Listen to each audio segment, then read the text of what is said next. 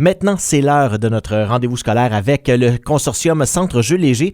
Et cette semaine, on va parler de la semaine de la canne blanche avec mon invité Danielle Lafrenière, consultante cécité et basse vision au service consultatif du consortium Centre Jeux légers.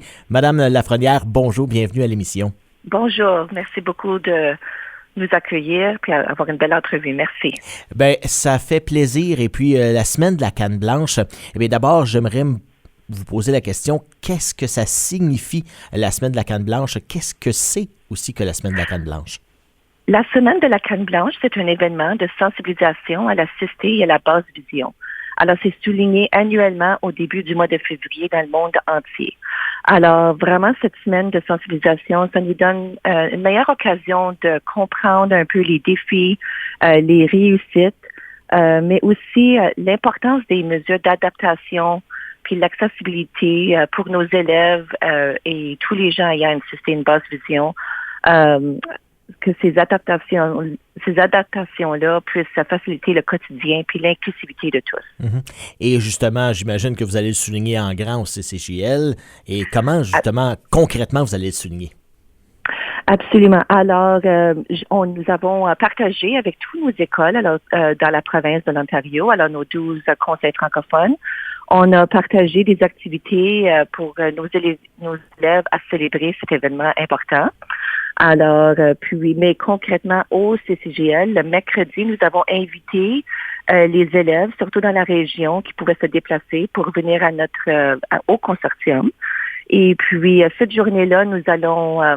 il y a deux objectifs. Alors, c'était de leur introduire deux nouveaux jeux adaptés de sport. Alors, un, c'est le goalball, qui est un sport paralympique. Alors, c'était pour leur démontrer, puis avec l'aide de Emily Glossop de Abilities. Alors, c'était pour leur introduire ce sport pour des gens ayant une cécité. Et aussi, on va jouer le jeu de beep kickball. Alors, un autre jeu qui est disponible à Ottawa au Miracle League. Alors, nous espérons que ces deux, que nous allons avoir plusieurs nouveaux participants à ces deux sports adaptés. Et en après-midi, nous allons aussi jouer un jeu de bingo braille. Alors, le braille va être adapté aux besoins visuels de nos élèves.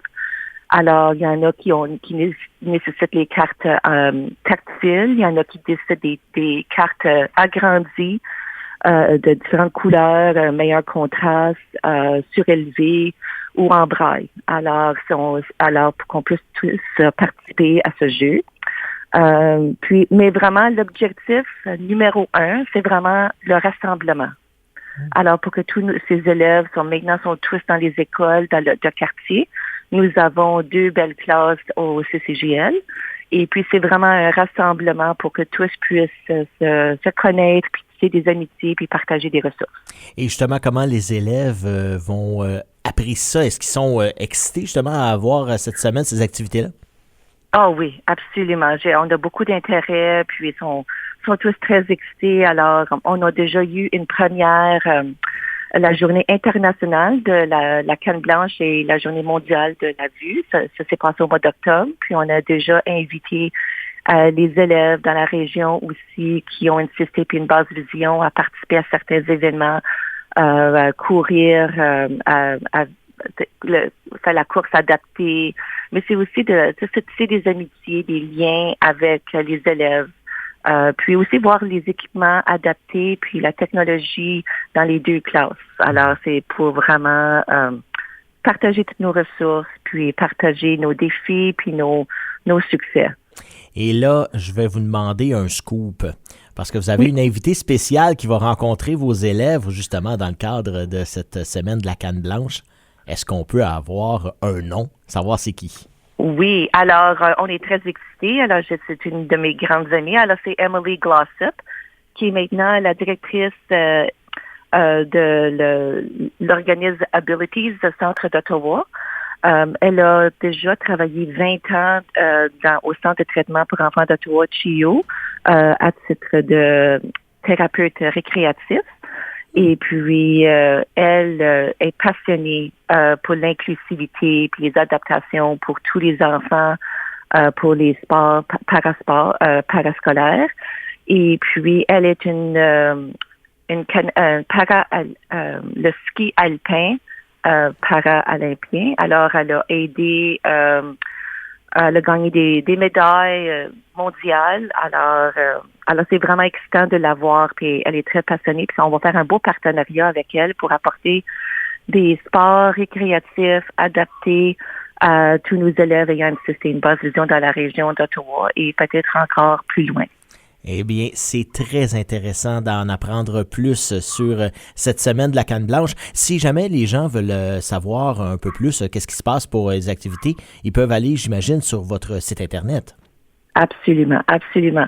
Alors, on vient juste de partager avec toutes les écoles dans la province d'Ontario qui a des élèves en CC basse vision avec des activités proposées de sensibilisation pour faire avec leurs élèves dans la salle de classe. Alors, s'il y a des petits vidéoclips au sujet de la canne blanche, aussi au sujet on a des élèves qui verbalisent l'utilisation de leur canne blanche. Puis alors ça c'est vraiment intéressant. Aussi, il y a des petites activités à faire avec vos élèves dans la salle de classe, comme regarder un vidéo sans le visionnement. Alors juste l'écouter. Et ensuite, de le regarder au TBI avec le visionnement, puis de constater qu'est-ce qu'ils ont réalisé. Alors, puisque les informations visuelles, on reçoit 80% de l'apprentissage par nos yeux. Alors, c'est l'importance d'avoir une description très très détaillée, très importante. Alors, c'est de réaliser certaines adaptations qui sont nécessaires. Une autre activité, c'est d'écrire des mots sur le tableau devant à la vitesse sans les verbaliser, sans les avoir agrandis avec un grand contraste. Alors, c'est toutes des belles petites activités, puis de faire réaliser aux gens comment tu t'es senti, est-ce que tu as manqué de l'information pertinente.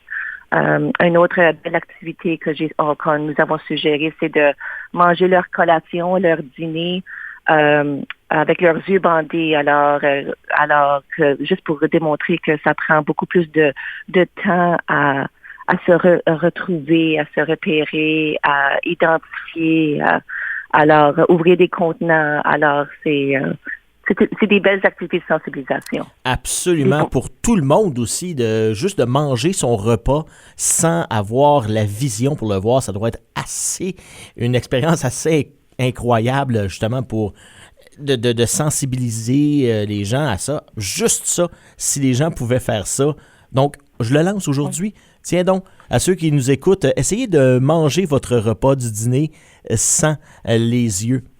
Vous allez voir, vous allez comprendre, j'imagine, comment ça se passe dans la vie de ces jeunes qui, eux, justement, le vivent à tous les jours. Merci beaucoup, Madame Danielle Lafrenière, consultante CCT Basse Vision au service consultatif du consortium Centre Jules Léger. Je rappelle d'ailleurs le site ccjl.ca. Merci beaucoup d'avoir été avec nous. Merci beaucoup, c'était un vrai plaisir.